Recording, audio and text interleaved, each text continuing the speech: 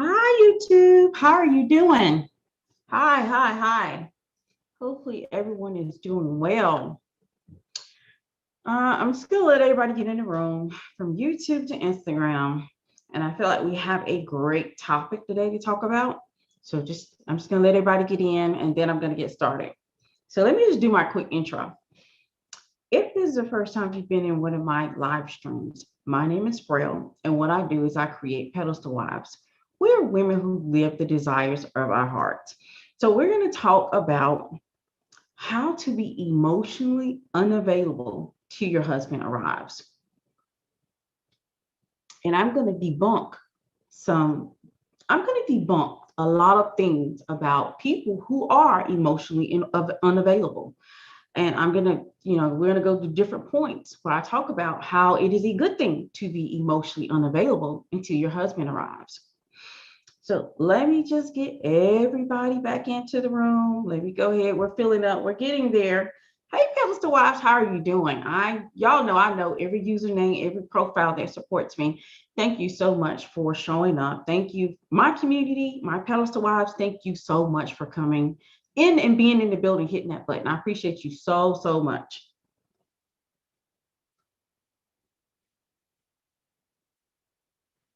Okay, so I'm just letting some people get in some more. And then we're going to talk. We're going to talk because it's super important that you realize that when people are, when they're talking about a woman being emotionally unavailable and indicating that it is a bad thing, it could be in certain aspects. And we're going to talk about the differences. And then I'm going to talk about how you're going to continue to be emotionally unavailable until your husband arrives. And I'm going to put some things out there. It's going to probably be a little shocking. So I want you to stay with me and let me get through the entire points before you judge me, because I know it's coming. It's coming. So, first of all, hello. Y'all, I'll read your comments. Don't worry. I'm going to get to your comments. I'm just trying to let people load in before we get started. All right. What I would like more women to understand that being emotionally unavailable is a good thing. Only time it's not a good thing is when you're unhealthy, emotionally unavailable. And what that means is when you make rules for your insecurities, where you use language that suggests that all men do this, all men do that. And when you are still dealing with your triggers and your trauma and your insecurities in an unhealthy way, then of course, being unhealthy, emotionally unavailable woman is not a good thing. But to be a healthy, emotionally unavailable woman is actually a good thing. This is a woman who's healed her insecurities, triggers, and traumas. She has a healthy perspective concerning men. So all women who are currently dating should be dating as a healthy, emotionally unavailable woman. This is because what we're doing, the focus on that, the point in being that is because you're going to choose love instead of falling for love. Love is action, but it's also a choice. See, we've been indoctrinated with a whole bunch of that Disney where you think you just, on the sidewalk, you catch his eye, he catch your eye, y'all fall in love. See, that's not realistic. That is not realistic and it's not healthy. This means you're giving your choices away to another human being. You're giving your choices away to fall in love. You're giving your choices away to give your body to another person.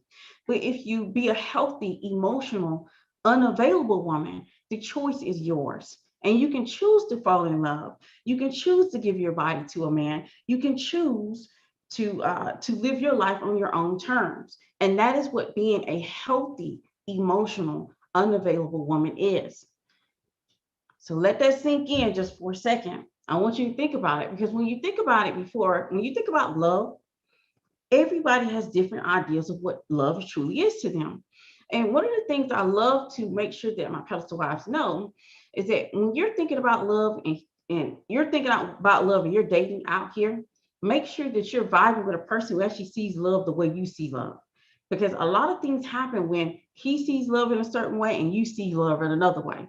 And I've met men who see love as just doing. And I've met men who see love as just emotions. I've met men who see love as just feelings. Everybody has their own take on what love truly is and how it looks in a relationship. So being a healthy, emotional, unavailable woman understands what love looks to her. And she's currently dating and searching for someone who matches that vibe, who matches that energy, who matches what love is to her. So let's talk about how to stay emotionally unavailable while you're dating. Remember, we're always going for the healthy perspective of that. We're not going towards the unhealthy perspective of emotionally being unavailable, because that is out there also. That is the women who they create rules based off their own insecurities. They use language that all men are this and all men are that. All men cheat. All men are not faithful. All men are not trustworthy. This is how you know that you're dealing with a woman who is unavailable emotionally, period. And it's not healthy. So let's talk about how do you stay in that place? How do you stay emotionally unavailable while dating? First of all, no sex. Yes, no sex. While you're dating, there is no sex. You know why there's no sex? There's no sex because when you have sex, your body has chosen. Your body will choose love for you if you have sex, because your body actually releases a bonding hormone in that process, with that man. And if your body chooses for you, then you're going to be led by your body. This is the reason why a lot of women, some women, not all, some women are hooked on the sex and they don't care about the person. They're not in love with the person, they're in love with the sex. They're in love with how that person makes their body feel. In order to continue to stay emotionally unavailable in a healthy manner, you need to not have sex with him, because your body will choose for you and you will fall in love. All right. Another thing is time. Time, time, time, time, time. Time, spend it wisely. Time can affect choosing love. The more time that you spend with a person, the more time that you give to that person, the more time that you're going to be open up mentally and emotionally to that other individual. This is the reason why your time is so precious. You shouldn't be giving a man time unless you see him as a valuable perspective in dating, a valuable perspective as a husband. You should not be giving him time, because time can choose for you too. The more time that you're spending with him, the more y'all are vibing, the more y'all energy are connecting, the more that y'all are bonding, the choice will be taken from you. And the reason why I'm going these different points is because of the fact I want you to realize that there's some aspects of your human nature as a female, as a woman, it can take your choice away from you. And this is the reason why they talk about fall in love. So I want you to be aware of this. When they're talking about falling in love, they're talking about these aspects that happen, and before they know it, they're in love. They didn't really choose. They fell in love. See, I want you to realize, to be a healthy, emotional, unavailable woman, you need to choose love and choose who you fall in love and choose who you give your body to. Make choices so your body's not doing it for you. So time is precious. Don't spend it lightly, or make sure you're using it in wisely. Make sure you're not spending time with a man that you don't want to be with, you don't want to bond with. Another thing is, a healthy, emotional, unavailable woman understands the need to share her feelings to a certain aspect, to a certain degree. She understands that she has to relay some points of vulnerability. She understands it and she gives him the things. She's open up enough. She's not completely open. She's not around here telling her blueprint. She's not giving all her business away. She's not constantly doing this right here, but she's opened up enough to bond with him, because she recognizes that's super important. A woman who's unhealthy, emotionally unavailable, she'll steer from feelings, she'll steer from emotions, she'll steer from even bonding with them. When she feels like she's on the verge of bonding with that guy, she'll run away. So there, like I said, there's a difference between a woman who's unhealthy, emotionally unavailable, compared to one who's healthy, emotionally available. And you want to make sure that you're on the latter. You want to make sure that you are actually healthy, emotionally available to the guy that you choose to fall in love, that you choose to give your body to, you choose to spend your time with, that you choose to actually be in a relationship with that's going to actually, progress to marriage. Another tip is being healthy, emotionally unavailable means that you don't mind spending your time alone or with others. What I've come to learn, a woman who's unhealthy, emotionally unavailable, she really has a hard time,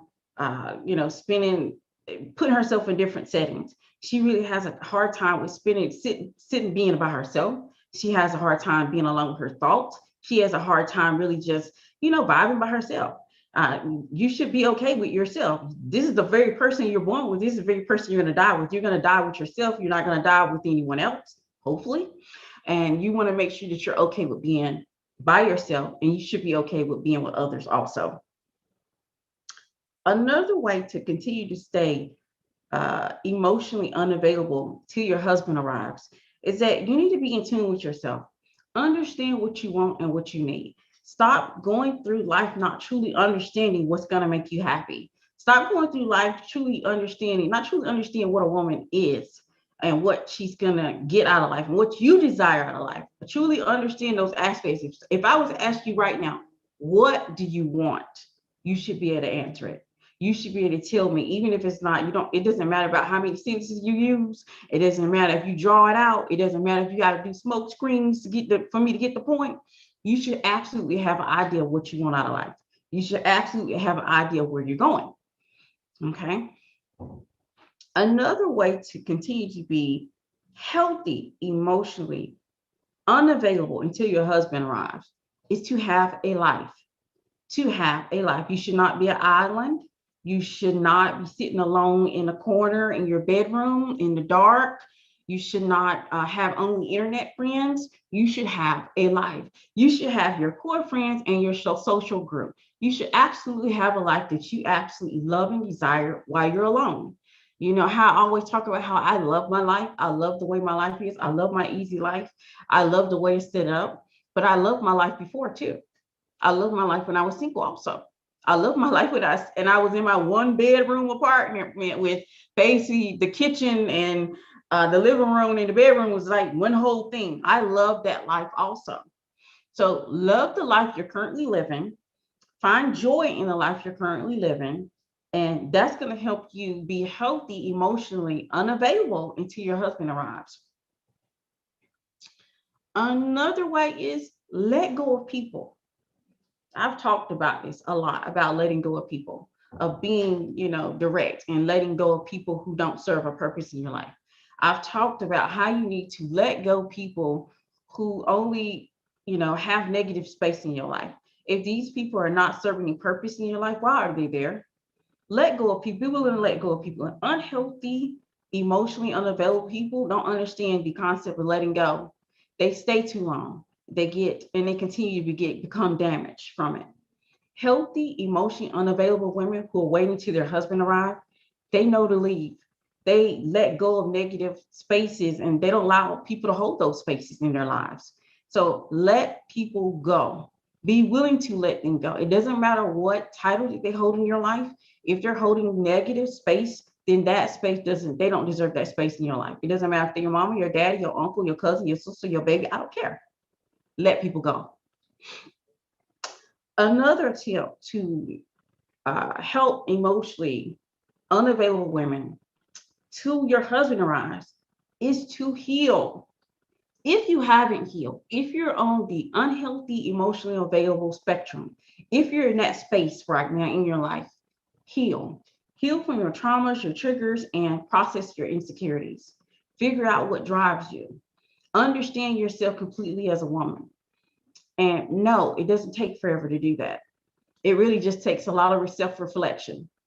Just self-reflection, spending time alone, and really getting deep and digging deep and, away from all the mire, everything that you've been through and all your experiences, and understanding who you truly are in order to heal from those experiences and forgive yourself because you made these choices. Forgive yourself because you spent time with the wrong persons. Forgive yourself because you had a baby and y'all not married. Forgive yourself because you got bad friends. Forgive yourself because you spent too much time in negative spaces and it started to affect your attitude. Forgive yourself and move on. Heal from your triggers, your traumas, and process your insecurities, because the insecurities will always be there. It's just you need to learn how to process them. You need to learn how to deal with them. You need to learn how insecurity should never hold you back. It doesn't matter what insecurity you have. I don't care if you are a one-legged woman walking around, hopping around. Guess what? That should not hold you back from your dreams and the things you desire out of your life. You should still wake up every single day and desire and love the life that you live. Another way to be emotionally unavailable till your husband arrives is to let go of men easily. Now, I've talked about the multiple dating. If you're multiple dating, that does not mean multiple relationships. That means you're always in a game of process of elimination. You're not in multiple relationships with different men. That is not what multiple dating is. Multiple dating is about information and process of elimination. It's like, okay, who got to go this week?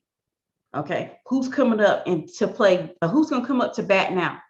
That is what multiple dating is. Make sure that you're not just in multiple relationships with different men and not moving forward and progressing to what you want out of this. If you want marriage, then you should be doing process elimination very aggressively. And if you're not into the multiple dating, then you're still doing process of elimination. You need to learn how to eliminate men. Men can take the fact that you don't want them. Men can absolutely take the fact that you're not interested. They can absolutely take and understand that you're not it for them. So process elimination very quickly, regardless of you multiple dating or if you're dating one at a time. If you're dating one at a time, you need to be super aggressive about elimination because time is of an essence. Time is precious. You do not get that back. No matter what I did today, I can't get yesterday back. So I know every moment I need to be enjoying my life. Every moment I need to be living the life of my desires. So if you're not doing the same, then it's time to reassess, reprocess, and figure out what we need to change. So being a healthy, emotionally unavailable woman is a good thing because you're not walking, bopping through life with your heart on your sleeve. You're choosing. You're choosing. The choice is no longer someone else's. You're not putting it in your hands. You're not like it's basically like what a lot of women understand that if you can't, if you have to be emotionally available for every person that comes along, you're putting the choice of love in someone else's hand. You're putting the choice of love in someone you haven't vetted, someone you don't know. This is the reason why I don't believe in the falling in love idea. I feel like that's so Disney. That's actually not real life. If you were actually go back into historical evidence and historical information, we never dated like that. And we actually had longer marriages. Now, who knows if they were happy or not? But guess what? They stayed. They worked it out. They got through whatever issues they had, and they stayed together for years and years and years and created legacies. Because when it comes down to it, families create communities and communities create wealth. And they were able to do that. They were able to choose love and choose who they were giving their body, their time with, and, creating a family with. This is the reason why being a healthy, emotional, unavailable woman is the very thing to do. You're not walking around with your heart on your sleeves. You're not waiting for this Disney moment to happen where he look at you, you look at him, y'all's eyes clash, and before you know it, y'all are calling it love, when I just call it hormones. So if you want to go ahead and drop some questions, that'd be great. And we're going to see what everybody's saying now. All right, so I don't see anything on Instagram, so we're going to travel over to YouTube. I live in New York City, but I would love to move to, okay, y'all are talking to each other. Good. I think love is action. Talk is cheap. I need to tangibly see the love, and you should be. You should actually be seeing it. Love is action. It is a choice.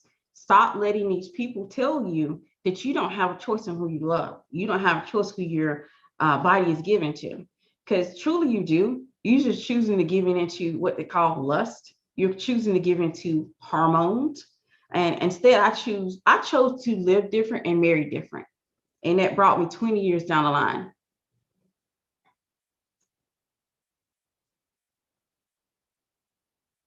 Okay. I'm still on YouTube looking at some questions. Of all the sources I've tried out, your Kill the Insecurity actually helped heal a lot. Thank you so much. That's what it was supposed to be. And that's the reason why the Kill the Insecurity course is not a money grab. It is more about women really healing and getting to that place where they're healthy, emotionally available so they can go out here, date and choose love and get married and create a family, build a community, and build wealth for themselves, because that's what's going to happen on the back end. So I'm so happy that the Kill the Insecurity course is helpful to women. And y'all, that's like one of my highest rated courses. And it's about self-esteem, self-confidence, self-worth. It's teaching you to understand your needs and your wants. So when you get up every morning, it's not like questions about what are you doing. Some of you are still in the stage of, I don't know what my life is about. I don't know where I'm going. I don't know what I want. And that course is going to kind of help you dig through the mire and figure out what you want, because it's so much easier on the other side when you figure out exactly what you want out of life. And then I teach you also not to care what other people say, because we don't care. I just don't care. I don't care about what society says. They don't have to live my life. I don't care what my family says, because they don't have to live my life. I only have one life to live, and I'm the only one can live it. And I'm only going to get one chance at it. So since I'm only going to get one chance at it, I'm going to live it to my desires and not someone else's. Hey, can you speak on the situation? I think that women feel so sad and hurt. Okay, I'll speak on it later on. Y'all know I'm not really big on speaking about other content creators. And the reason I don't speak on other content creators is because if there was a scandal, which they're not, because I live an easy life. My life is boring. It's average. If there was a scandal, I want everyone to give me grace, like wait till the information come out before we talk about it. But I see what you're saying about him. So, because a lot of information has come out with it. I did see some of it, but y'all, I removed myself from drama, from chaos, from negativity really quick. I removed myself because I don't want none of that in my life. I have a great life. Why would I want to complicate it by, no. But yeah, I'll talk about it at the end. How about that? Let's talk about this at the end. Let's talk about at the end. We'll talk about him at the end of this. Let's talk about this first, and let's stay focused on this topic, and then we'll talk about him at the very end. I got some time for him, because I know where you're coming from. And I'm gonna tell you right now, I never fell for him. Y'all, these are questions I'm looking. I haven't said his name yet because I'm gonna give the initials. They're talking about the DJ scandal. And I'll talk about that at the end of the live. And we'll talk about it though. All right, so let's move on to something else.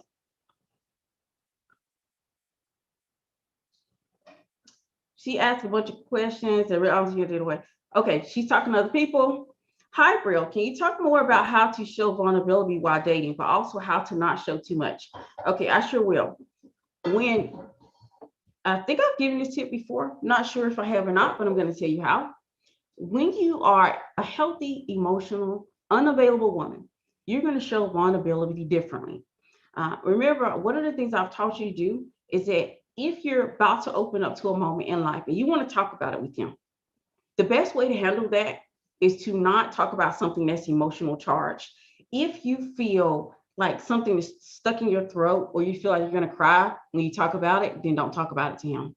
That is not the appropriate thing to talk about it to him for reasons, because you don't open your blueprint up to him, especially when you're dating. Your blueprint you can slowly give a little bit of that blueprint to that man once you've gotten to the stage of courting and dating. Okay, but you have to listen to your intuition too. I'm very big on listening to my own gut feeling. If my gut feeling is saying don't say anything about that, don't talk about it, just don't do it.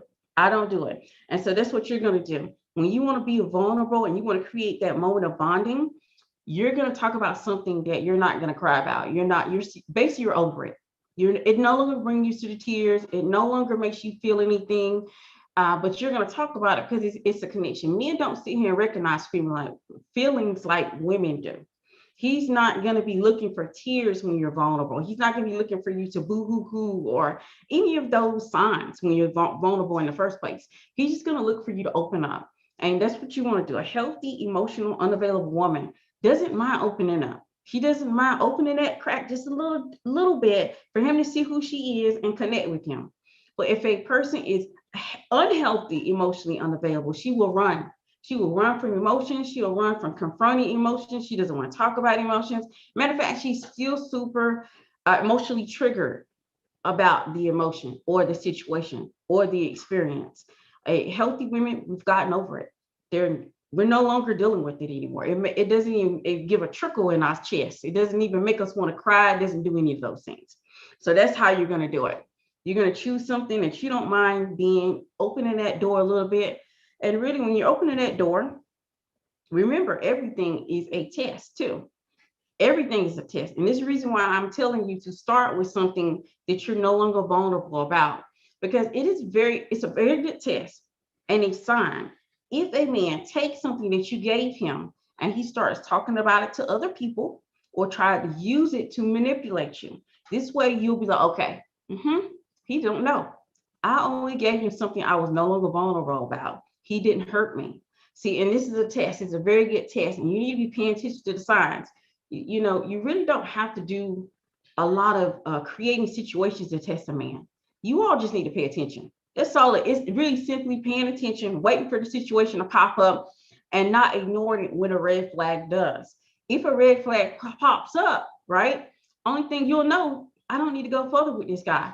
He took a little situation or experience I told him, and I was vulnerable and open with him about it, and he used it to try to either manipulate me. He just didn't know it didn't work because I'm no longer emotionally charged with it anymore. But that's the reason why you don't give anything emotionally charged in the beginning. Now, as you go along in a relationship and you get to the courting and the dating stage, that's up to you from there. I'll leave that in your capable hands, and you'll know by your intuition. Ladies, pedestal wives, you always get that little feeling when you shouldn't say something. You always get the little feeling when you shouldn't be open with that person. You all are not paying attention to it. And that's because of the fact that a lot of us have been taught not even trust our gut feelings, not to trust our natural intuition that comes with being a woman. Develop your intuition so that you're able to trust your own choices and decisions. But in order to trust your own choices and decisions, what are the things I've learned? You have to forgive yourself and trust yourself first. Then you can develop your intuition to a level that's never been heard of. You can develop yourself to a level that you get those little nudges and those feelings, and you're like, okay, that has told you more than what a person can ever tell you. So I totally trust my intuition and my judgment. I don't need the words. All I need to do is I got the feeling. That's enough for me. But I trust myself. I forgive myself for any of my past or anything, or I've learned how to process my insecurities. And when you get there, you're like, okay, he doesn't even need to talk as much. You're able to pay attention to what he's saying, what he's not saying, because there's verbal clues as well as nonverbal clues you need to be paying attention to. Okay, so let's see. Let me keep going.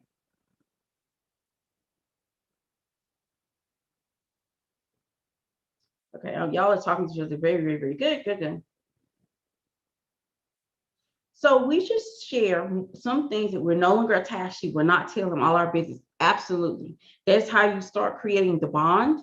And then also, it's a very good tale. It's a very good test to see how he takes that information and goes with it. All right, so let me go. I'm going to switch over to Instagram, Pedestal Wise on YouTube. Let me see, because I see some comments here. I just want to go ahead and answer them. How do we be emotionally unavailable to a man who you're dating while showing him you're interested? Okay, you continue to do everything the same. Emotionally unavailable just means you're choosing. You're choosing to give him love, your body. You're choosing to let him in. You continue to do everything the same. There's really no difference in dating. It means you just don't have no sex. You spend time. You only give your time with that man that you know is going to go the distance. Time is of an essence. If you feel yourself connected with this man, but you know for a fact that it's not going to go anywhere, you start spending time with him. That's how you do it while you're emotionally unavailable. Because the thing is, I want women to stop thinking you have no choices when you have all choices. I want you to stop thinking and looking at love as this thing that just happens and lightning just strikes in that certain spot. Recognizing that it's a beautiful thing when two people choose to love each other, choose to be there for themselves, choose to desire the other. That is a whole lot juicy, a lot of polarity involved in that connection. And I want women to realize you have choices. So when you're dating, the tips I just gave here a moment, I think I've already went through all those tips, but no sex, time, choose wisely, spend it with a person that you're going to go the distance with. Share your feelings when you need to. Be able to be vulnerable, but make sure you're not emotionally connected to that vulnerability yet. Make sure that you have your own life. You have to have your own life in order to stay emotionally unavailable.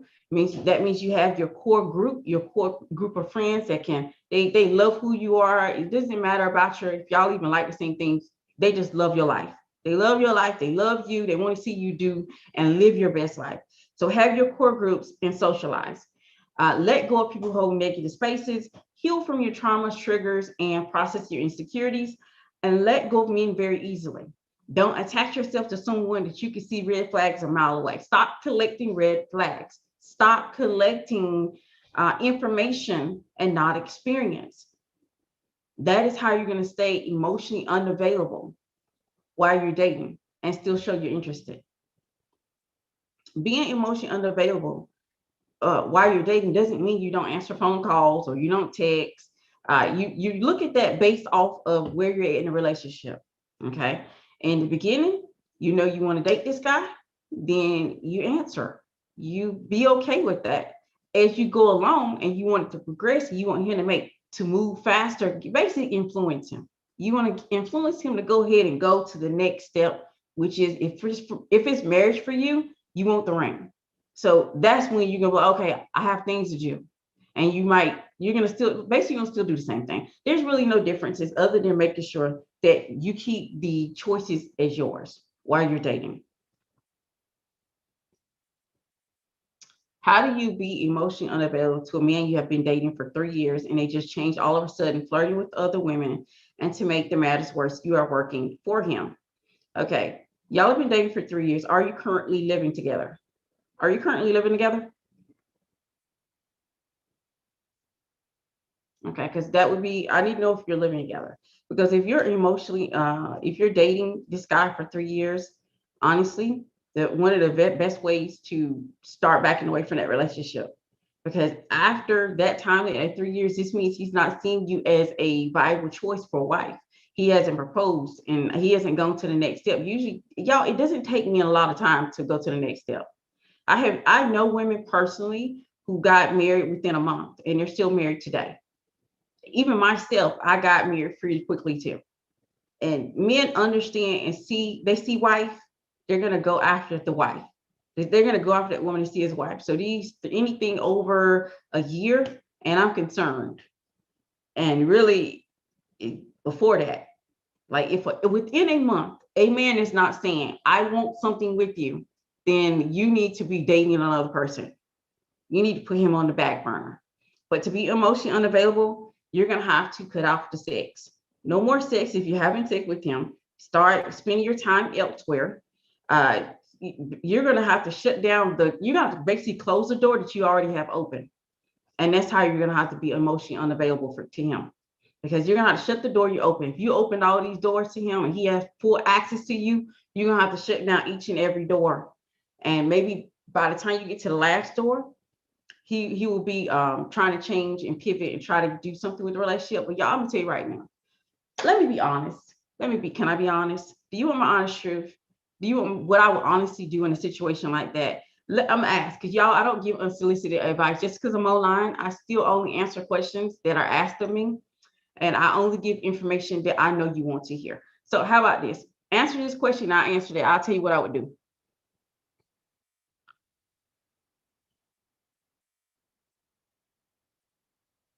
Wow, amazing topic as always. Thank you, thank you, thank you.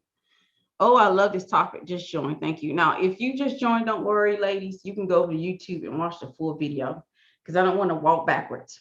But the other pastor's wife on YouTube, the other young woman on YouTube that, excuse me, on Instagram and asked that question, I need to know, do you really want my true advice of what I would exactly do? So I'm gonna go over to YouTube and look at what Pastor Wives is seeing over there. Then I'll get back to you. If you want my true advice, I'll tell you what I would do. Because a lot of you are not gonna like what I'm gonna say. Period. You're not gonna like what I would do in that situation. Okay.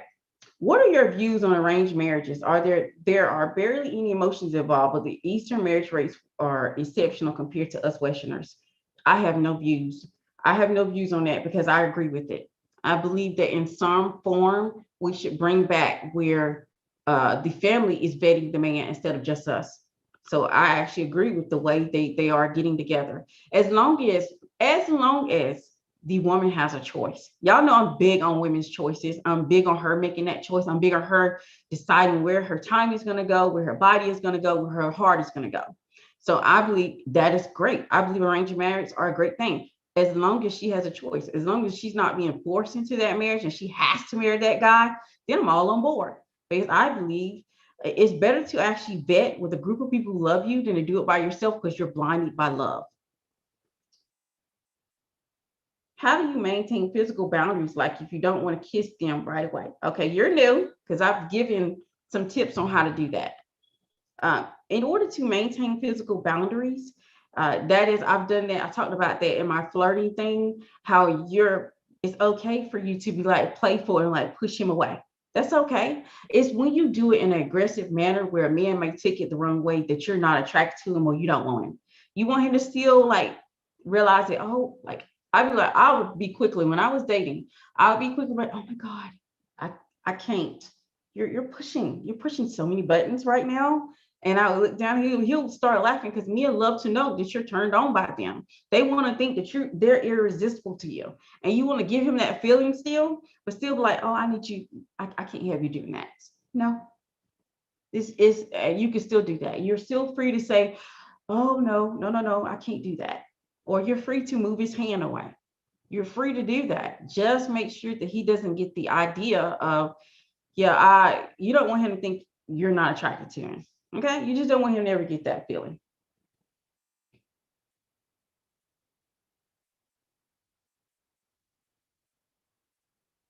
Yes. Okay. Can you speak on infatuation and how some mistakes it is as love when it really loves? How can women avoid this? What should she do to measure it if it's real love or just lust? Okay. In my book, I wrote a book called No Pretty Dummies. It's a vetting book. It's not about how to get a man. It's not about how to date. It is a vetting book. It tells you how to vet. One of the things I talk about is lust. I talk about how your hormones are setting you up. Your hormones are setting you up to feel like you're in love with someone because your body is responding. And the way you know the difference between lust and lust fades, love deepens. That is how you know the difference. Even and love can change once it's deepened, and you'll still be attracted to that person. But that's how you know the difference because it will fade. You won't. A lot of times you're connecting on over hormones and not connecting with background, values, morals. So that is the biggest difference too. When you're talking about lust, you're looking at someone and he's visually appealing. There's nothing wrong with that. It's natural. It's actually natural to feel lust. It's just not natural to actually marry somebody because you're lusting after them. That is not natural. That is what women are doing currently. And that's the reason why they're not having lasting marriages or any type of lasting relationship. You can't connect over your background, your values, and your morals if you're just connecting over flesh. This is the reason why I asked you, and I'm telling you, take a moment to back away from sex in order to see if you even like that person. Would you actually like that person if you won't slapping cheeks with them? Would you like them? Or do you just like their muscles?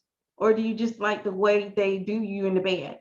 And absolutely, y'all, if y'all know anything about me, I'm absolutely a component of great sex. You're supposed to have great sex. But you know what? I realized that as a woman, I can't have great sex without my heart getting involved. So I choose. So I choose to search. I chose something deeper. I chose true love instead of just lust.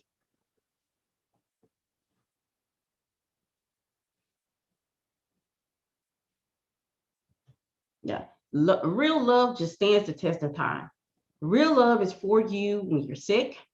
Real love is when you're upset. Real love is just there.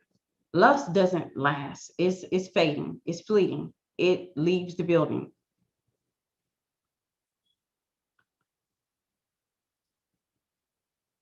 So being a healthy, unemotional, unavailable woman is the ideal way to date until your husband arrives. It's not unhealthy. Do not listen to these people who are telling you that, oh, you have to be open emotionally. You have to be available emotionally in order to find your husband. You know what you're going to find when you're operating like that, you're dating like that. Let me tell you what you're going to find. You're going to find lust because a lot of people don't recognize the difference between lust and real love anyway. So you're going to find lust. As soon as your body is responding to a person, you're going to be like, okay, I'm available to that. And you're going to fall in love with that, and then you're going to marry it, and you're going to realize it's only fleeting, and it's your temporary only. So being a healthy, emotionally unavailable woman is the best route, because then you can choose. Love is not something that it should never have the Disney aspects to it anyway. It just doesn't. Love takes time. It takes time to actually percolate and get to there's different levels in love at that. So it takes time to build to a certain level, not just when it supersedes love and actually ends up into commitment, actually ends up into devotion, actually ends up to being adored. Love grows, deepens, and changes. People don't understand that because they've never truly experienced it. A lot of people connecting over lust. You're connecting and falling in love over your hormones, which is fleeting, and it leaves the building very quickly. All right, so let me see what people are seeing on Instagram. Do we be emotionally unavailable with making men think that we are emotionally available? See, the thing is, you don't have to persuade men anything. Men recognize it, period. They recognize healthy women. They recognize unhealthy women. You don't have to do anything on that end. And I think you're still thinking on it. And I think you're still looking at emotionally unavailable women as the same of what people talk about. Talk about how you got to be emotionally available. Now, I'm talking about there's a difference. There truly is a difference. There's a difference between there's unhealthy, emotionally unavailable women, and then there's healthy, emotionally unavailable women. Healthy, unemotionally available women, they have healed their insecurities, triggers, and traumas. They have a healthy perspective on men. Unhealthy, emotionally unavailable women do not. They are still making rules based off the insecurities. They use language like all men cheat, all men are bad, all men are this, and all men are that. And they are still dealing with their traumas and triggers, and they do not know how to process their insecurities. So there's a big difference. You're still looking at it from the perspective of what people are putting out there.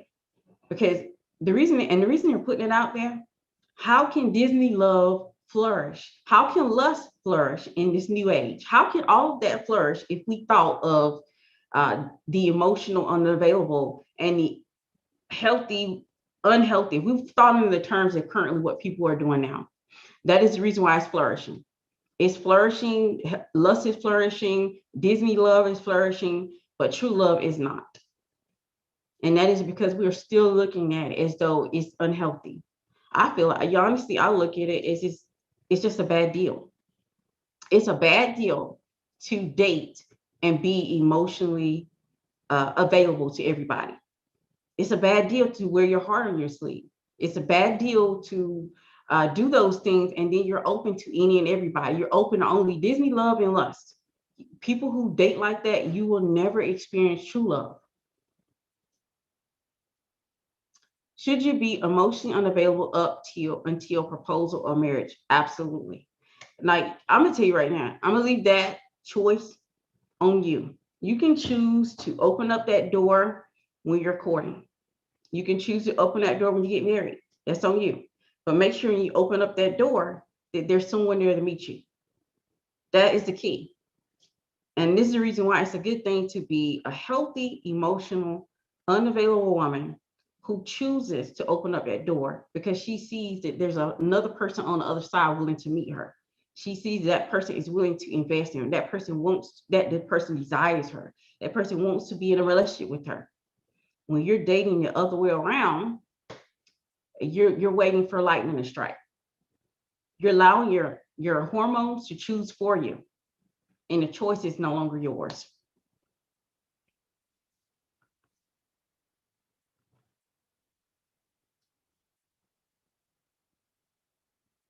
Okay, so let me go to YouTube, Fellas Wise. Hey, girl, as an add on her question, why do people get love and lust confused? What makes them seem so similar? It's so messy, so the lines are a bit blurred for me. I think I answered that question before I saw it, but let me know if I didn't. Okay, so I'm going to the next one. Do you think a man needs to love you in order to marry you, even if he marries you very quickly? No, I don't think he needs to love you. I think he needs to be infatuated with you, because if you all have been following me for a while, I don't believe in love happening right away. I don't believe a man can truly love you until he's actually providing for you, until he's actually looking at you as a person he has to take care of, protect, lead, and create a family with, that he can't truly love you until he's actually doing. When a man does not view love as women do anyway. I asked my husband, one of the things I asked him, we had a very good conversation about that. We talked about how does a man show love? He said, a man shows love by doing. A man will do for you if he's in love with you. So him just giving him his heart is not enough. It's not enough for a man to truly be in love with you. Just for a man to say, I love you, just for a man to sign on a dotted line, that's not enough. If a man is not making sure that you have food, putting a roof over your head, putting clothes on your back, he can't truly love you. Because a man has to do, they see it as an action. They have to get something, they have to be doing something to get something out of it. So just giving his heart to you and just saying, I love you is not enough. I feel like he has to be infatuated with you though. He does have to be infatuated with you. He does have to have lust for you. And then he can marry you. Remember, if you would compare arranged marriages to that, it's similar. Usually these people don't go forward unless those things are in place. They feel a little infatuated. They see that woman, they're like, okay, yeah, I think I can do this.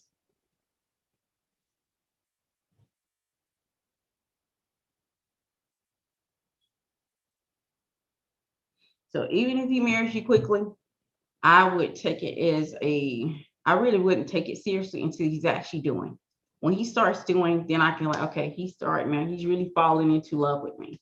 When he starts making sure that I'm eating, making sure that I have a roof over my head, making sure that all the bills are paid, making sure that the children will be taken care of, the children will have a legacy to come into, then I know he's doing. Men see love as action, as doing, and you have to do something to get it. Women see love as, oh, it's happening. It's happening. All I did was walk across the street to Food Line and it happened. That's how women see love. Women see love differently than men.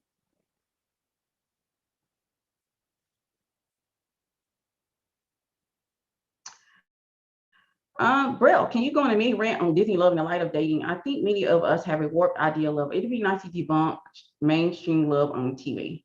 Well, I think it's already been debunked. Look at the stats for marriages. Disney love doesn't exist because if it did exist, wouldn't love be, prospering? Wouldn't it be doing well? Wouldn't it be flourishing? But if you actually look at the stats for marriages and the what's going on there, then it shows that it's not working because a lot of people are going in with ideas such as, hey, let's be available to everybody. Let's wait till it happens. Let's take the choice of who I love and give it to somebody else. That is what's going on in the world. And honestly, it's a sad thing when I get around other women who are older than I am and they're still waiting.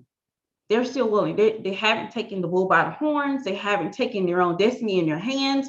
They haven't decided, I'm going to make a choice on this.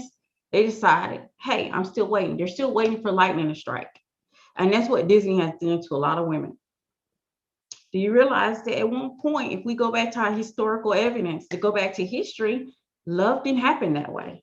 It never happened that way. It was not lightning strikes. People would get together and he would start providing for her and she would be in her role. And eventually, guess what? They would be deeply in love. Of course, due to history and how things were set up, women didn't have as many rights, so they had to stay if it was not a happy union. But they had more happy unions than unhappy unions.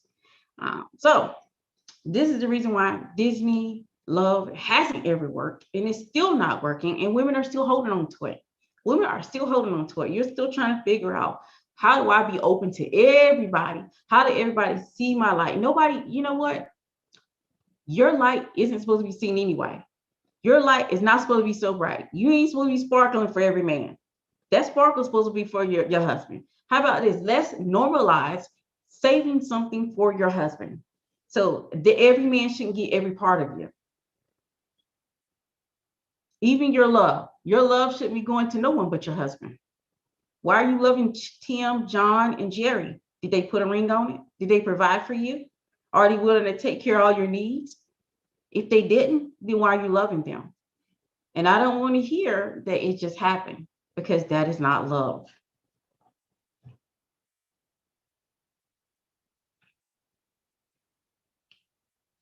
So you should wait to marry him if he wants to marry you quickly. Should you see if he provides for you fully before you say I do, or should you just trust that he will once you get married? Absolutely not. We don't marry any man that we haven't vetted and he is not showing that he's a provider. If that's what you want, like I said, my platform and community is all about choices. If you decide you want to go into 50-50 relationship, that's on you, babe. I just don't do it because I know there's no value in that for me. For me, it wouldn't work. I'm not that type of woman. I have to be fully protected and I have to have an easy life. So that's not for me. There's no man that I will allow him to put a ring on my finger if he couldn't show me that he could provide for me, if he wasn't willing to be generous. Those are things you learn before you get married. This is the reason why vetting is super important. This is the reason why testing is super important. And you don't have to test a man by creating situations.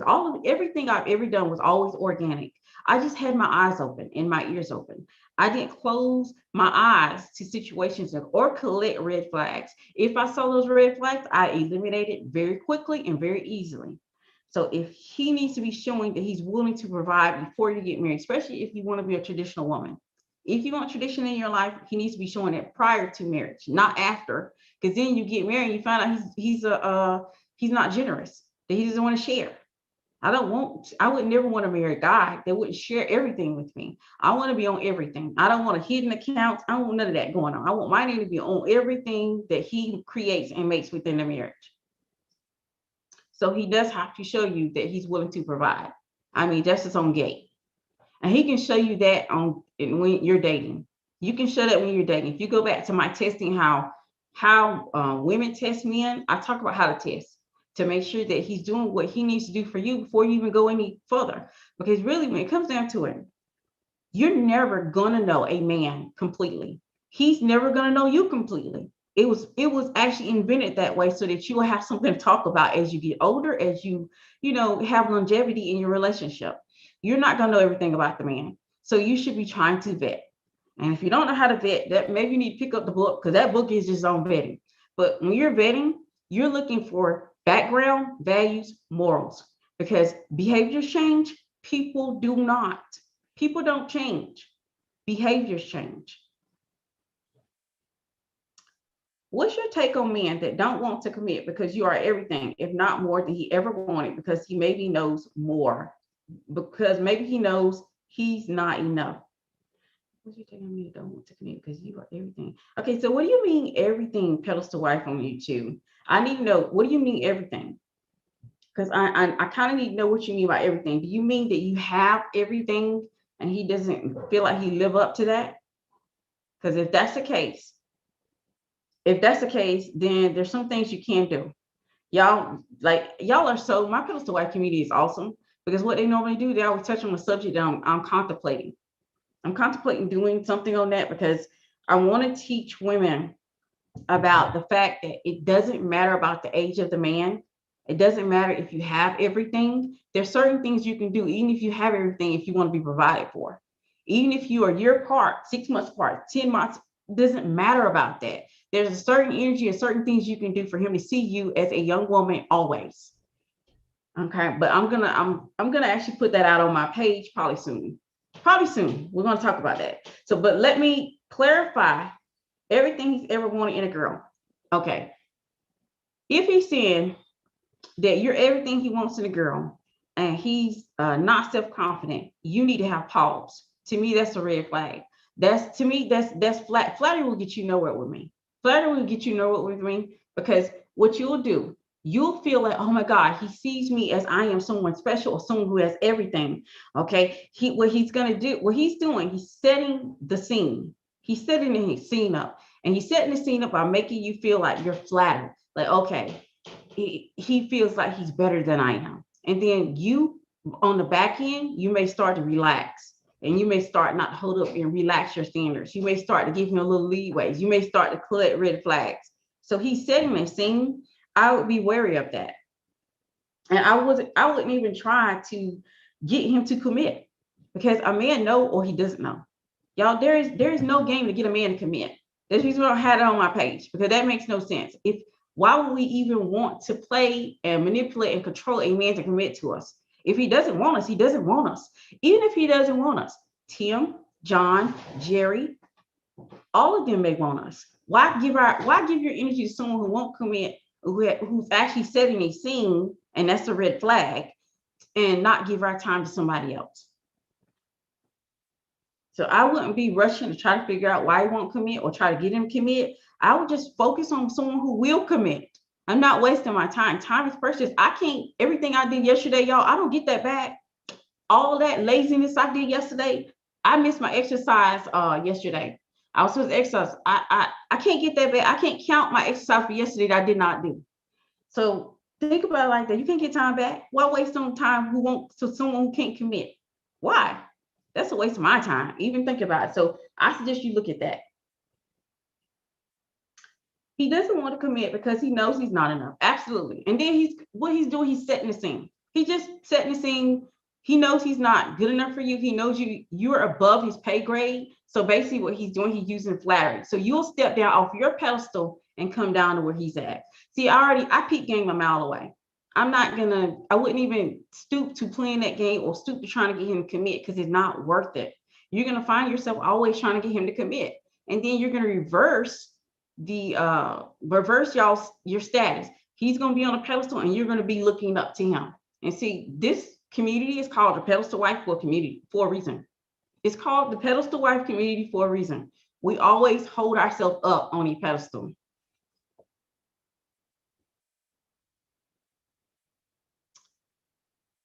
People don't change, behaviors do. The difference is a lot of people don't change.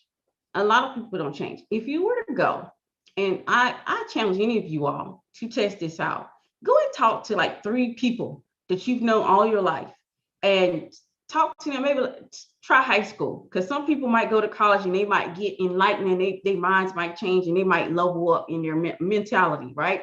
But most people do not change. You know why they don't? Because change is hard. 99% of the people you know are still the same people you met in high school, are still the same people you met in college. So, but behaviors can change. Behaviors are actions, things that you do. People can decide to do something different, or, behaviors. They can change, but people do not. When I say that, I'm talking about the core of the person does not change. Who that person truly is does not change. Or everybody will always level up mentally. Everybody will be able to just do a whole 360 in their lifestyles and change. Everybody will be able to make so many changes to be just, wonderful. But if you actually look around, people are the same. They haven't changed, because they can change their behavior, but people do not change.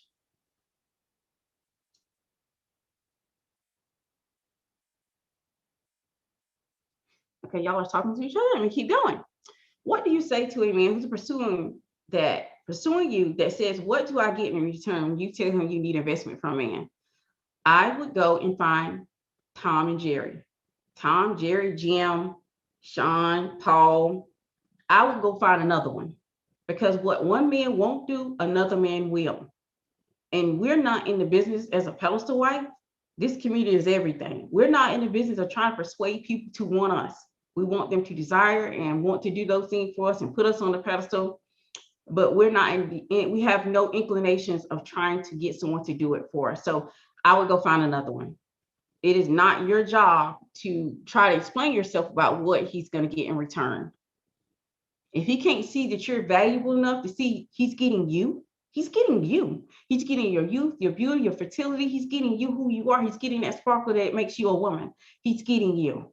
If he doesn't see the value in that, babe, then deuces. Bye. We're not wasting time over here. Y'all know I truly do believe you can't get yesterday back. So why are we going to waste time today?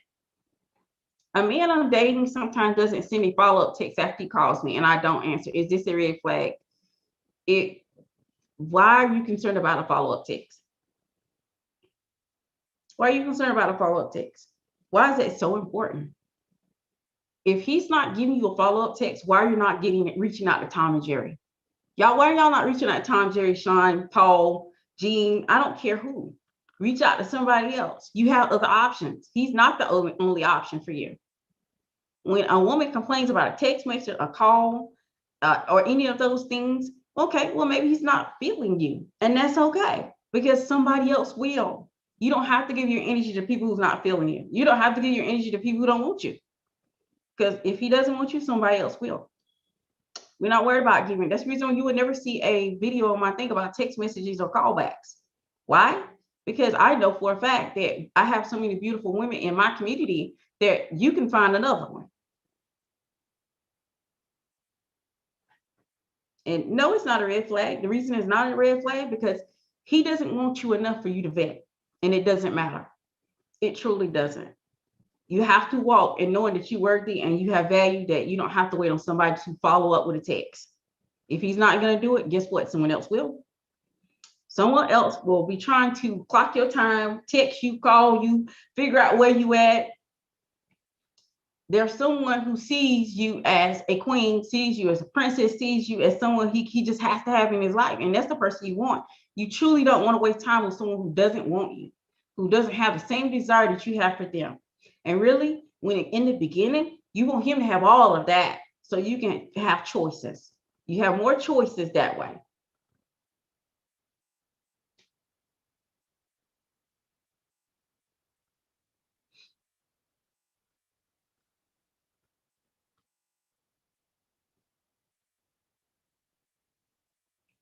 All right, so I'm gonna let y'all, some of y'all talk to each other. That's great and wonderful. But this is the reason why this community is so important. Women, ladies, pedestal wives, y'all, a lot of women have lost their way. They have lost their way of realizing that you have the power you have power in sex, and having power in sex is the ultimate power. You can put your cards on the table, take your cards off the table. You can actually push your path and influence your path in different directions. But a lot of women have lost their healthy respect for being a woman. Y'all don't realize that y'all have so much that you can do and so many things, so many options available to you that you're letting one man lead you around. Never allow one man to lead you around, ever. If you're not married to him, you should not be letting one man lead you around. Okay, not sure if you missed some of the questions up there. Okay, so let me go. I'm gonna go back just for a second, okay? Make sure I didn't miss anything. I didn't think I did. I might have. Okay, I did answer.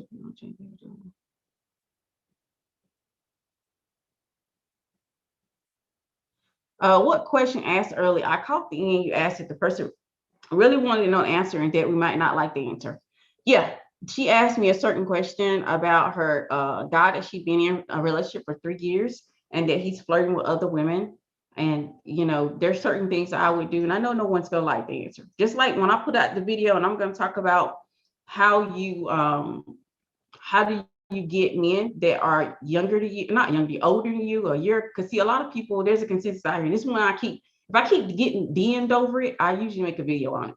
And I keep getting DM'd about, oh, if he's older, women are saying marry an older man because he's going to be the one to take care of you. Or women are saying you can't marry a man who's your age. And I'm here to tell you, you can, but there's certain things you're not going to like about that. And you have to be prepared for it. Yeah, but I asked her, I don't think she responded. So she didn't respond. So I want to I make sure that you can handle, yeah. How do you be emotional, even unavailable to a man you've been dating for 3 years and they just change all of a sudden, flirting with other women, and to make the matters worse, you're working for them. See, how do you let them go? And I don't see a response to that. I asked her if she wanted my honest, what I would do in that situation.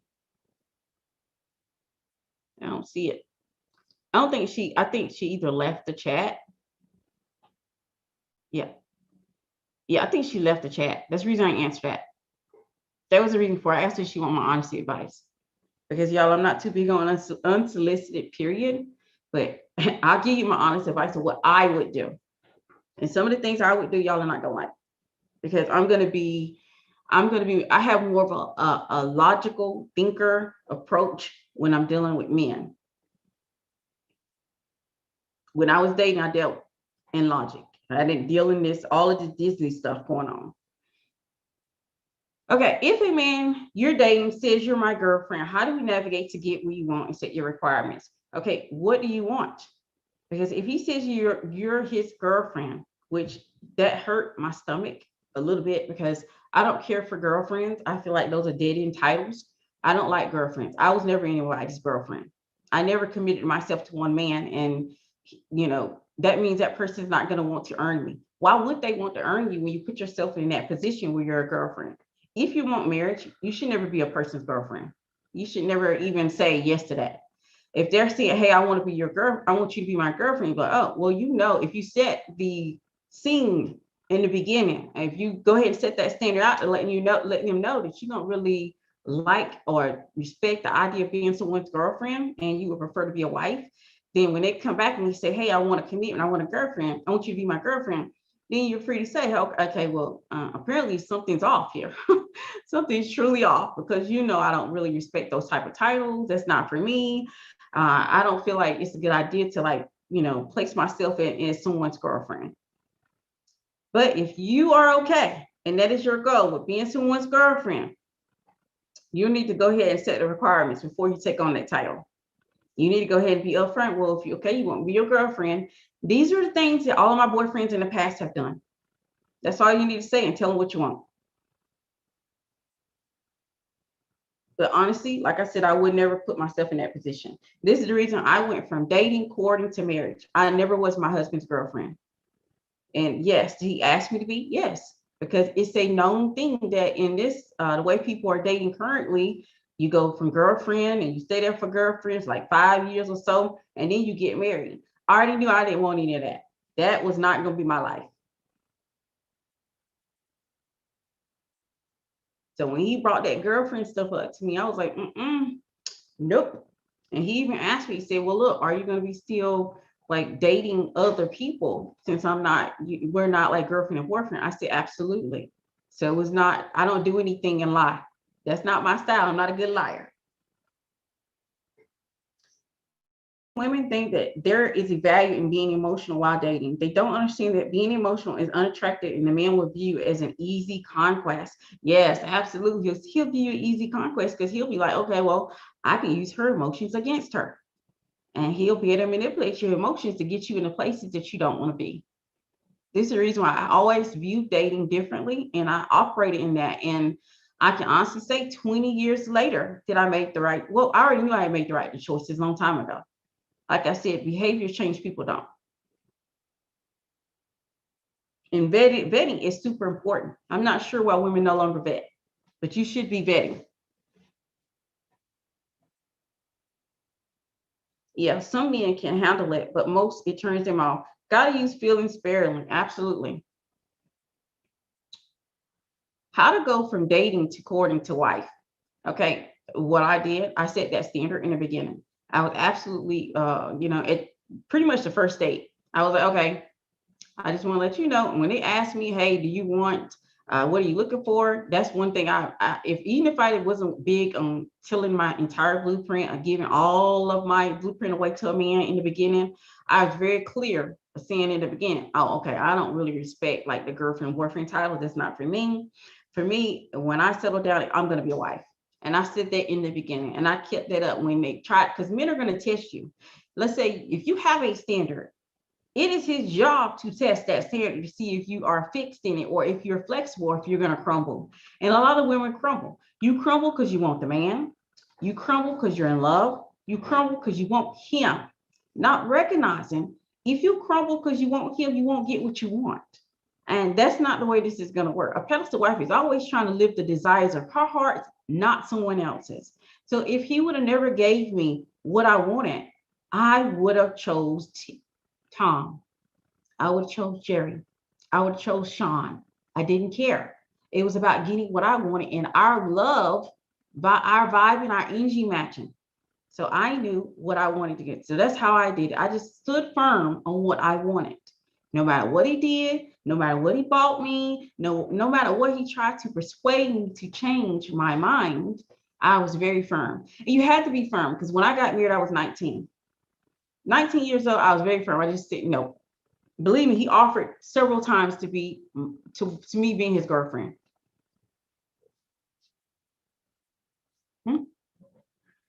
Okay.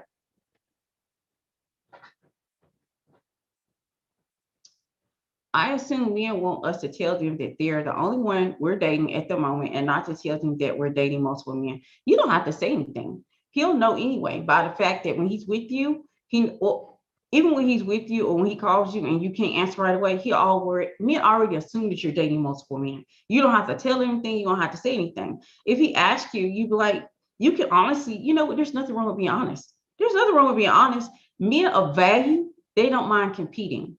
See, when I hear women say, oh, well, men don't want you to date multiple men, that is because you're dating low value men. Low value men don't want you to date multiple men because they don't want the competition. High value men, high quality men, yes, they do. You know why? Because they want to compete. They want to get in the mud. That's the reason why sports were invented.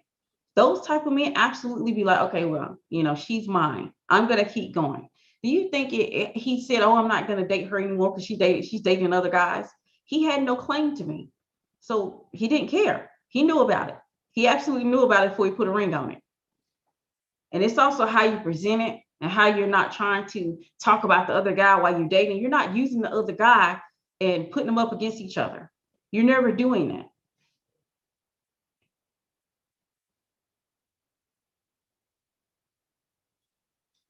Dating, courting, marriage, and when is it okay to engage in sexual activities in your opinion? You can do it in the courting stage, but I am when I'm talking about sex, I'm looking for a ring. I'm looking for that bling. I'm looking for the bling bling, and then guess what? We can move forward. We can look for bling, and not just the bling, the papers too. Make sure it's a legal marriage, because I know that some people are doing spiritual marriages and stuff. That's not this crew. Pedestal wise, we don't do spiritual marriages. We want everything legal. We want the bling and we want the papers. So sexual activities, uh, you can definitely do that in the courting stage, but I make sure that it's closer and closer to the wedding. Would you see other people whilst courting? No, I would not see other people whilst courting, but there's nothing wrong with having your runner up as a friend while you're courting because you're not married. Okay. This means if your number one decides he gets cold feet and he don't want to get what you want, and he's like, oh, I want to change the whole way of what we're doing here. Or before you get married, he's like, hey, I want us to do 50-50. I want you to work. And your eye is being a housewife. Then this way you be like, okay, babe, I bid you adieu. I had to go. And then you call your runner up because y'all are still friends. You made sure you close that door very gently. So when you open that door and you say, hey, you're up the bat. And that's how you go ahead and move forward. You always got one in the pocket until you have a ring and paper. Okay, so let me jump over here to YouTube and see what my pedestal wives over here is talking about. What if you have access to a man's money, but you're only a girlfriend? How do you move forward or get unstuck out of that? Somebody said being a girlfriend is being a counterfeit wife. Absolutely. I feel like, to me, there's nothing, I don't see the reason in being a girlfriend. I feel like it's a waste of my time, especially if you know what you want. I want babies. I want to have this many children. I want to be young. Y'all, one of my plans was, and this is what you have to think about too. One of my plans was I was never going to be older having babies. Now, no shot, no smoke, no shame to those women who decide this. But for me and the woman I am, I didn't want to be an older woman with children.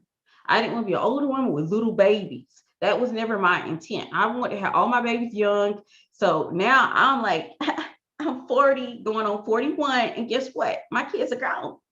I can go on vacations. I basically have my life and I'm in my 40s because I had my babies. I did all the house making and housewife. That's why I said, when you see me start changing a little bit, mind your business. Because I'm going to enjoy not really having a baby toddlers and taking care of Pampers and milk and stuff. I don't have any of those issues. My kids are older. So I can really get into enjoying and just, having fun. Not saying you don't have fun when you're a mother. You do. It's just this different energy when you don't have to carry a kid with you to go places.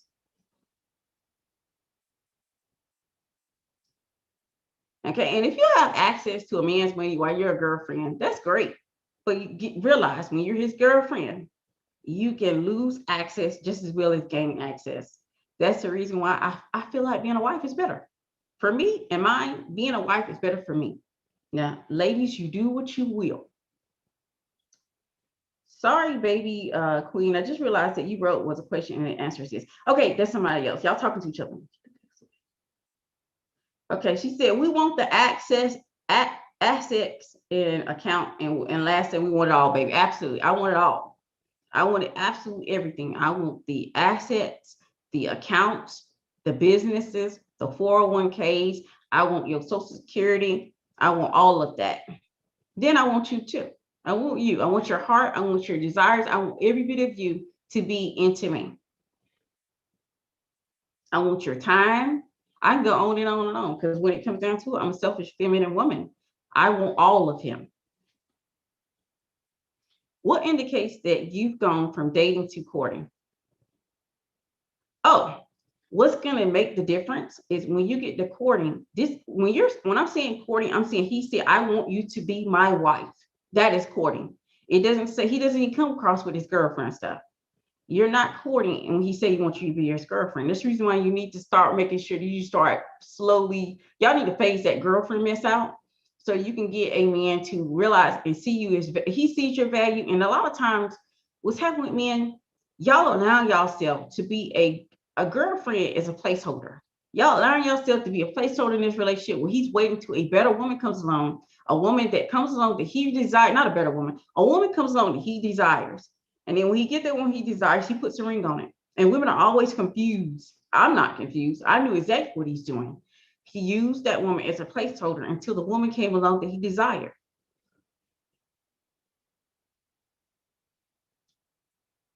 If you're dating a man, it is a red flag if a man doesn't offer to buy things for you, which you're in his presence, unless you directly ask him. If you're dating a man, it depends on where you are. Let's say if you're out with him on a date, he should be picking up the tab. He should, if y'all go, even if y'all go to something as simple as the mall, which I don't know why you would, but if let's say you go to the mall and you're dating, right? He should offer to pay. You shouldn't have your car should not exist when you're in the presence of a man. He should actually absolutely want to pick up the tab. And if he doesn't want to pick up the tab, this means he doesn't really care for you like that. He doesn't see you in that way. And that is okay. I don't even get mad. I never got mad at men for not wanting to pay. Yeah, I never got mad at men for not wanting to commit, not wanting to do any of those things. I just knew, well, he's not feeling me. And this means I need to go ahead and start talking to Tom and Jerry. I need to start talking to Sean and Paul. I need to talk to anybody that sees me of value, that really desires me. Women have forgotten that is the game. Man sees you, he's visually attracted to you, he's lusting after you, he'll do for you. If a man sees you and you're just something to do, and he's not interested in you in that manner, he might be attracted to you, but he's trying to see if he can get it for free. He's not going to do anything for you. He doesn't see you as that woman that he truly desires to be with, and that is okay. Move on. Tom and Jerry, Sean, James, Paul, any of them others that actually do desire you and is willing to do, that want to do for you, will do better.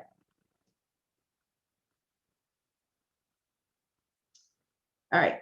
For me, courting is engagement, ring, and wedding date set. Absolutely. This means he's saying it. He said, hey, I want a ring. I want to marry you. There's a ring, there's a date, y'all are moving on. And y'all are starting at the courting phase, the family is starting to get pulled in. This means you're meeting his family, he's meeting your family, you're meeting his best friend, he's meeting your best friend. Y'all are entwining your lives, making sure your lives are going to be able to fit well together. When you're dating, a lot of that doesn't happen.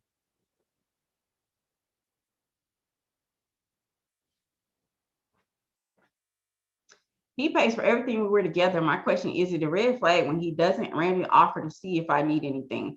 Whilst we are not in each other's presence unless I ask him. I wouldn't count that as a red flag because if he pays for everything when you're together, I wouldn't count that as a red flag. It depends on what stage of relationship you're in. Are y'all in the beginning, like y'all are just dating, and as because when you get to the courting stage, then yes, that would be a red flag because then he needs to be able to say, hey, do you need anything? Should I be doing something? And men are not going to constantly. You might have to actually, set the scene for that. You might need to set the scene for that. Maybe that should have been something. If you're wanting him to check in and see what you need, that's something you can actually say in the beginning. But hey, when I'm with a man, he normally calls me to find out what I need. You can say that. That is okay. Set the scene and see if he's okay, if he's going to do that. If he's not going to do that, and it's something that's a red flag for you, then take it as such. See, the thing is, it's all about what you want, and this man giving you what you want. If he's not giving you what you want, and you want somebody to check in and give you your, you want somebody to check in with you randomly, then test him out and see and be like, okay, tell him. That's when you can tell him. It's you can say, ladies, pedal wise, you can say a lot of things. It's how people say it. That's the issue. It's when you try to make it sound you got to do it. You have to do it. Men want to hold on to their independence. So when you sit here and say, hey, something's been bothering me for a second, and I'm kind of confused. Is there something really? I would just ask him, is there something wrong? Ask me, is something wrong? And he'd be like, what do you mean there's something wrong? Well, because it's kind of confusing, because most guys that I've dated in the past, they've always kind of like checked on me to make sure if I needed something or not. And you're not doing that. I just want to see, are you mad with me or something? Something not right? Like, address it from that perspective. That is your best bet. It's time to test. If you feel like it's something you need to know, then test.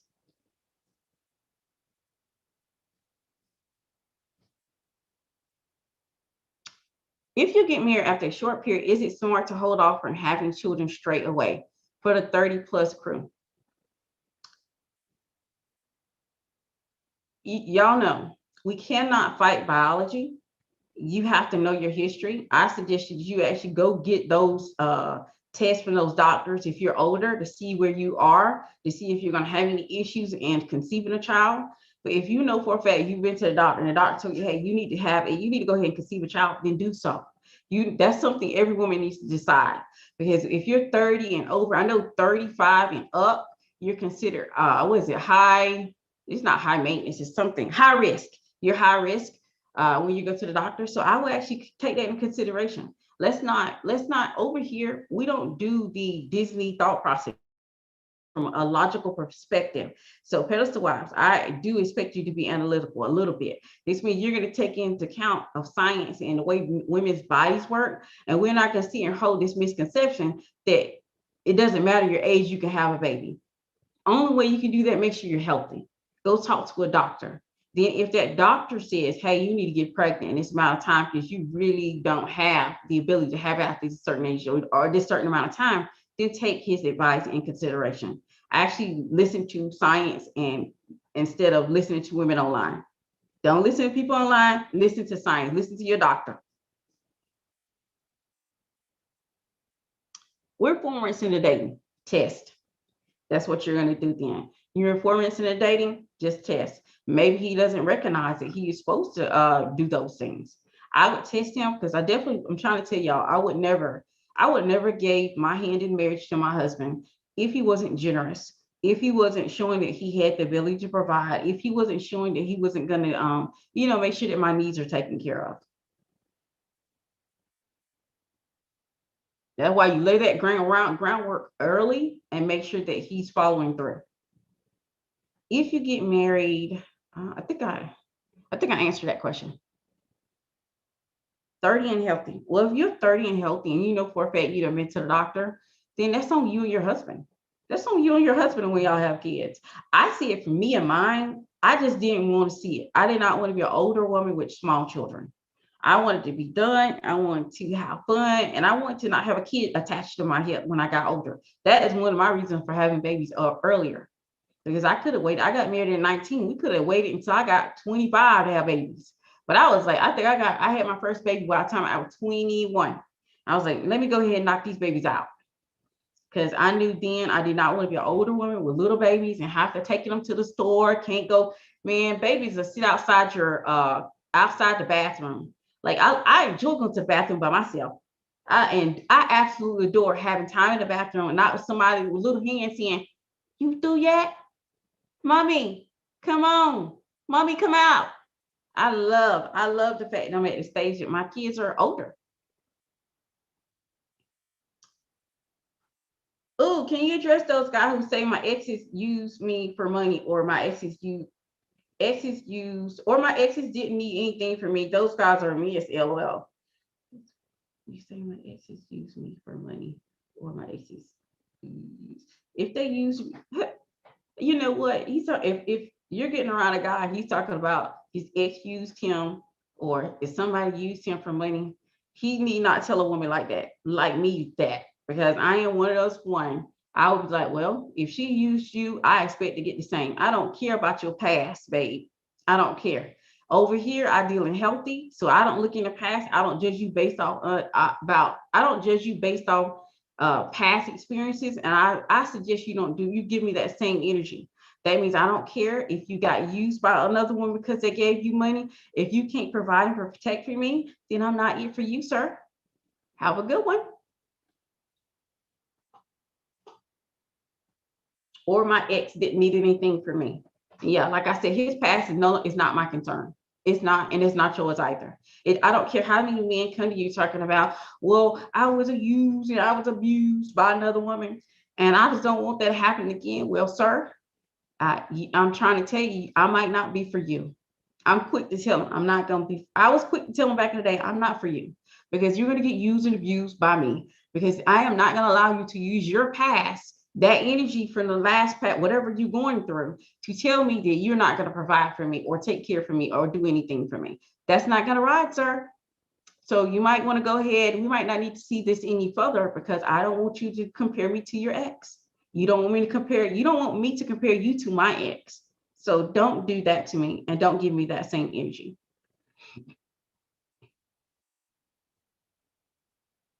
So if you do come across it, you can definitely tell them that I might not be for you. I might not be for you, because it seems like you're still going through something. And see, I'm healthy over here. I'm healthy over here mentally, physically, spiritually, and emotionally. And it seems like you're going through something, and there's no man I would date that couldn't do for me. So we're not going to be a good match. And I don't want to waste your time, and I don't want you to waste mine. So I bid you adieu, babe. I'm quick to tell them. Like, y'all, I'm trying to tell you, when you are dating in this manner, you're trying to get the things you want. I don't sit here and stress. I don't want you to stress yourself out over what a man wants. If you're not getting what you want, then that's the end. That's the end of the story. You put a period at that in the end of the sentence. There is no reason to sit here pursue someone who's not giving you what you want in the first place. And I will never be held to someone else's insecurities, their triggers, and traumas. That's not my business. If you don't want to take care of me because of something that happened in your past, that's on you. I would tell him quickly, I'm healthy over here. I'm healthy spiritually, emotionally, and mentally. But it sounds like you're not. So you have a good one. We're not gonna mesh well. All right, thoughts on men who say they don't want or expect anything for you and they just do. Okay. If what do you mean he just do? If he's Most men and most people come in saying they don't have no expectations, but they truly do. Men and women do the same thing. Every Men and women both say they don't have any expectations of another person and still have them. So I will tell him, if he says he doesn't have any expectations, I'll be like, yeah. I say that's all right. I'm like, I see you. You don't trust me to tell me what your expectations are. Okay. I will leave it at that. I'm not gonna push per se, sway, or make a man tell me what I need to know. I'm just not. It's not my bag. Please, what if you're married to the man already? Oh, that's sad. What do you mean emotionally Are we talking emotional unavailability? Because if you're married to him, you're still gonna have to go through the same stages. You're still gonna have to, you're gonna have to close those doors that you opened. If you open the doors, and usually women open everything. A lot of times women open everything before they even get married. So if you open all these doors to that man, think about each and everything you did for him because you were married to him, and start closing those doors. And it depends on what is your goal. What is the goal of being married to a man that you need to emotionally detach from? That is what I need to know. I can give you more direction if I know what the goal is.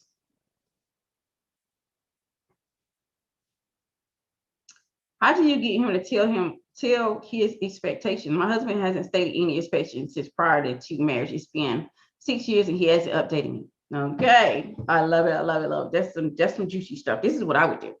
If he hasn't opened up and given his expectations, I would be like, first, what I would do is I would be a little sad. And usually I'll let him open that door. Let him say, why are you sad? What's going on? Be like, you know what? I feel like you don't trust me. And I'm trying to figure out what I did to cause that. And he'll probably be like, what do you mean? It's like, you don't have any expectations for me as your wife. I feel like that you don't have any because you don't trust me. And I'm like, how can you not trust me when I trust you? And I would go from there. And he's gonna spill his guts when I'm done.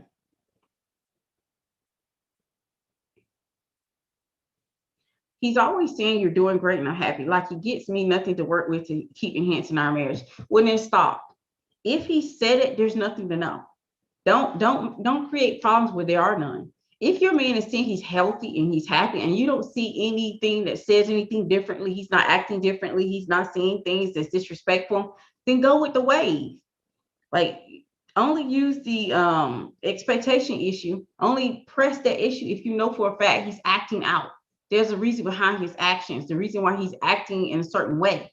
But if he's telling you out of his own lips, trust that you're doing what you're supposed to do, and trust him to actually know his own mind, and don't try to push any further. You're going to push him away if you continue to push, and there's nothing there to get. There's no information to be had.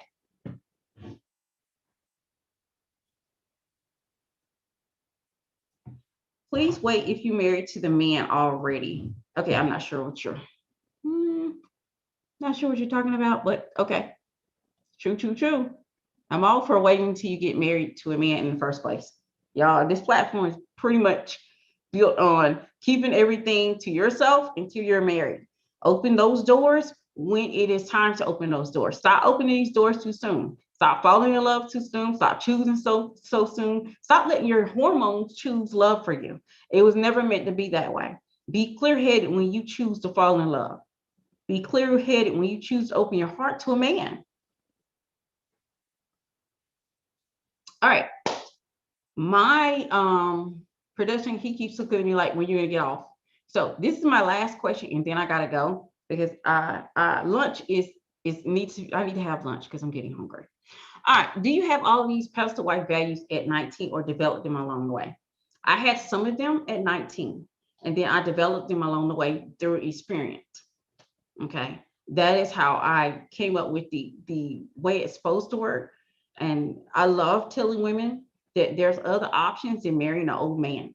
If that's what you want, I'm for it. If you love it, I like it. If you want to marry an older man, if you love it, I like it. I have nothing against that. But I want women to realize that you can actually change the energy and the vibe with a man that's your age and make him see you differently and make you, and as long as he see you in that light, he'll want to do for you. But some of you are not going to like the tips that I have for that because of the fact that it's going to be, if you have an ego, you're going to have to put it aside.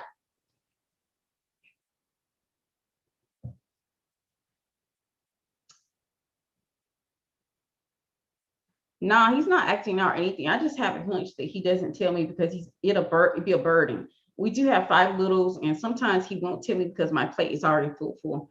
We didn't allow him to continue to take care of you, because that's what a man is supposed to do. A man is more than just providing. He's an emotional shield. This means if he sees that you are struggling, if you have so much on your plate, you have so many things you're doing, he is supposed to emotionally protect you. So he's doing his job, babe. Don't even sit here and pushing for any more expectations. Don't try to put more on your plate. Y'all, I love an easy life. Easy lives, having an easy life keeps you younger, keeps you happier, keeps you in tune with yourself. I never do something I don't want to do. I live the desire. I wake up every morning. I'm like, I am so blessed. I am super blessed. I'm blessed. I'm happy. I'm loved on all the time. And it's nothing but sparks between me and my husband. I'm not out here trying to figure out how to get that spark back. And we've been married 20 years. But that's because I have an easy life. I can focus on the things that are important to me. So if he's being your emotional shield, which is what a provider, a masculine man normally does, then let him be that. Stop searching for something else to do. Stop searching for something else to do. In this space, we do not earn providing. Men provide because they desire to provide. It is a part of their makeup. It's a part of their love for us. It's a part of their doing. We don't earn the providing. Who does that? So to stop trying to find something else you got to work on or something else to do. He's happy. You're happy. Go off and be happy together. Oh, y'all, we're gonna give him about 10 minutes of our time because we ain't got time for that. We're gonna give DJ about 10 minutes of our time that I gotta eat. But yeah, we're gonna talk about DJ. Don't forget about DJ. Y'all ain't gonna let me forget about DJ because I'll get ready to go. Because y'all, I'm not a big I would honestly say I'm not a big gossip. I don't spend time gossiping about people because honestly, when it comes down to it, I'm too busy fulfilling and living my life that I built that I love. So I don't have time to gossip. Okay. And that also means I don't have time to be a great businesswoman because I like an easy life. So everything that flows and comes in my life, I'm super blessed. I'm happy to have it. So let's talk about DJ. Okay, hold up. Okay, y'all are talking to each other. Okay. All right, don't forget about DJ. We're gonna talk about DJ. If you don't know, I'm just going to use the initials because I don't like talking about other content creators. I don't like talking about other YouTubers. I don't like talking about other people, period. In real life, I would never even mention this because I just don't concern myself with it. Like I said, I live my life to my desires and not concern myself with other people. There's a lot going on, enough going on in my life that I have one focus, and that is me. Okay. But I get why everybody is so worked up over DJ because he's very popular. He says a lot of things that women like to hear, but I never listen to him. Why? Because I know men. I know men who are providers, high quality men, high value men who have something going on in their lives. A lot of his information is not going to work. So this is the reason why I never followed him. I can smell BS from a mile away. And I kind of knew what he was doing. But you know, if women want to fall in that trap of being told what you want to be told, I am not, who am I to stop you? Who am I to say not to get happy, get your dose of happiness that day? Because what he was doing was telling women what they want to hear. And him going out here being exactly what men say that happens in that situation is crazy to me. And so I'm going to pull out some of the points that I've seen a lot of people, that those videos, ooh, what's that? Oh, a lot of those videos I keep seeing come across my news feed. Okay, first of all, men have been telling women for years that they desire beauty. And DJ, he has a beautiful wife. She's beautiful in her own way.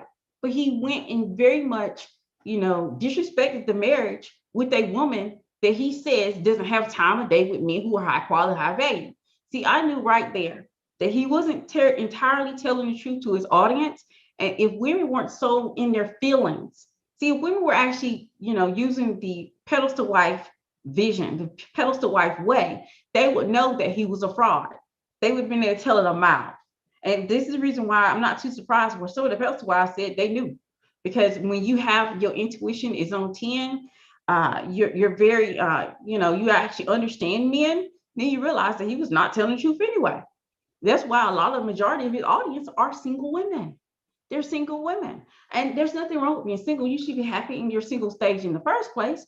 But I could tell that somebody is his advice. And then when you take his advice and you talk to him about, when you put it in front of a man, and he's like, and he started laughing, that should have gave y'all some indicator this man was just trying to fatten his pockets. I get it. He's just trying to get a bag. And he got a bag, all for women. And even though I feel sorry for those women who really were involved and they really, really held him up to a pedestal of what manhood should be, it's sad. It's really sad that he did that to his wife. Because someone sent me a clip of the video of him apologizing with his wife, and y'all, I'm very intuitive, and I looked into her eyes and I saw someone who wasn't there. I saw someone who checked out. I saw someone who emotionally wasn't present with us in the first place. Let me explain to you. A woman who's happy in a healthy relationship, they are not going on social media and not presenting their best self. They're just not. That to me looked like someone who is just tired, depressed, overwhelmed. And I just saw that and I was like, oh my gosh, I don't know what's going behind the scenes in that household, but whatever it is not good. He is no one to look up to, because anyone that can see his wife, if you can't see your wife going through something and you're not being her emotional shield, there's something wrong with him. Remember, providing is more than money. See, a lot of these women who've never been provided for, what made them think about marrying or getting with a high quality, high value man is the lifestyle. Yes, I have a great life. I'm not going to sit here and lie to you. Yes, I can purchase what I want. Absolutely. But let me tell you this, what cannot be purchased was more valuable than anything else is that when I need my husband to be there emotionally, he is. You can tell she's on an island by herself. DJ has really not been an emotional shield to his wife. This means he's not a provider, not one I would say for someone to marry, because it's more than money. It's more than cash. When you get along and you have longevity in your relationship, there's nothing like having someone that you can lean on. It's nothing like having someone I can call right now and say, hey, babe, something's going on. Somebody don't know what's going on. He will actually leave his job and come see what's going on with me because he cares about me emotionally. He's connected to me. He desires being around me. And DJ didn't do his job. As a provider, I don't care how much money he made off these women. He didn't do his job emotionally as an emotional shield for his wife. No man would actually want to, when you're an emotional shield for your wife, you don't go out here deliberately hurt her either. You don't embarrass her either.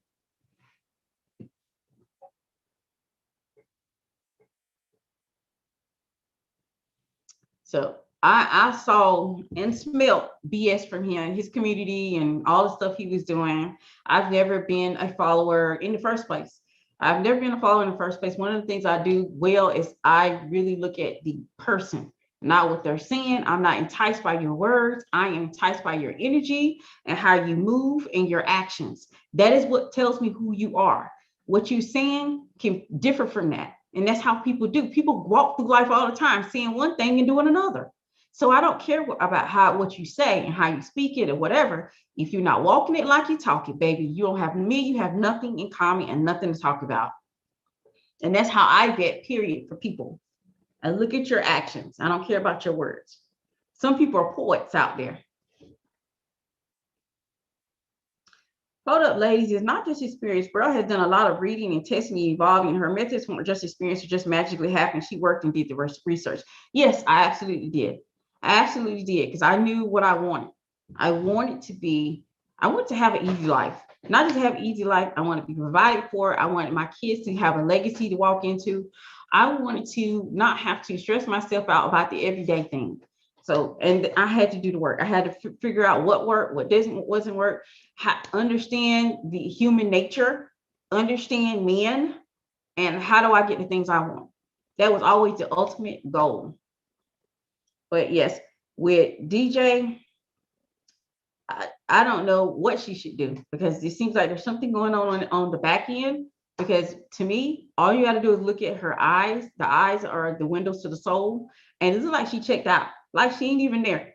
And like I said, people who are healthy, y'all, healthy women who are happy, they present themselves well. They care about their looks. And I'm like, she's a pretty girl. Why did she come up there like that?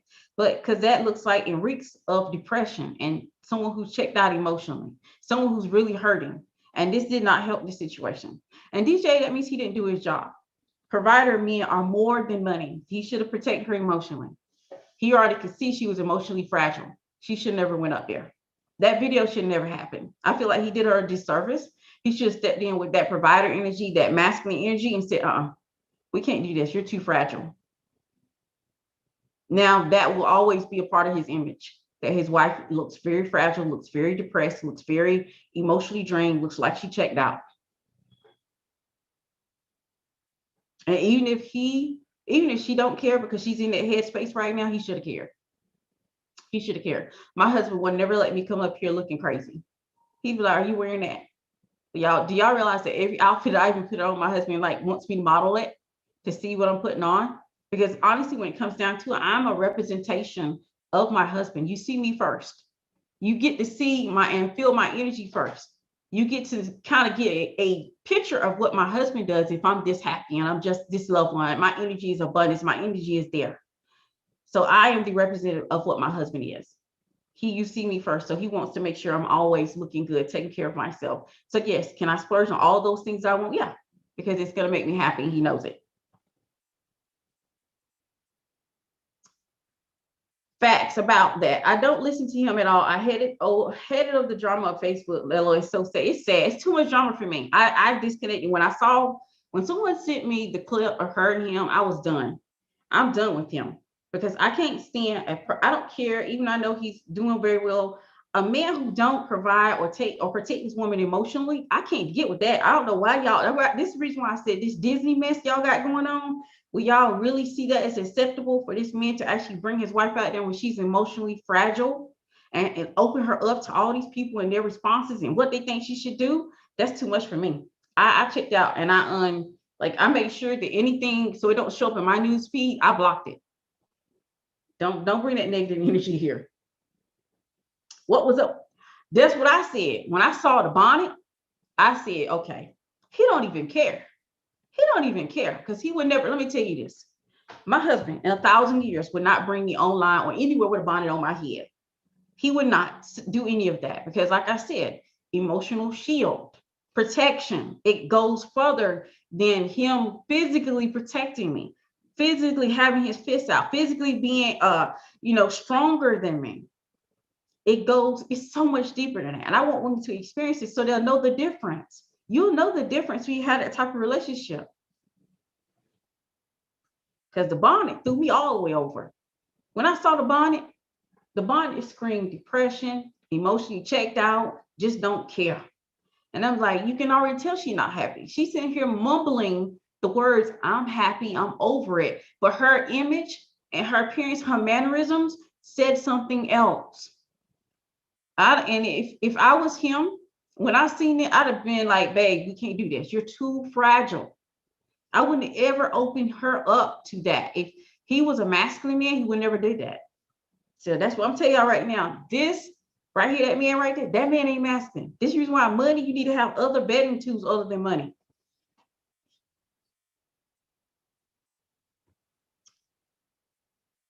Okay.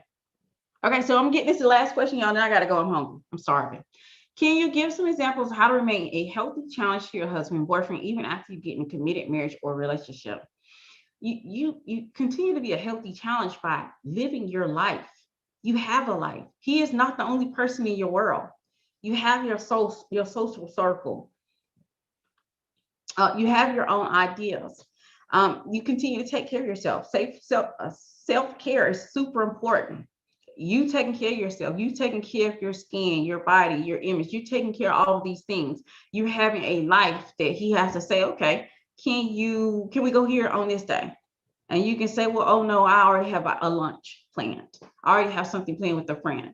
And you don't move your schedule around unless it's like, it's dire, but you have a life.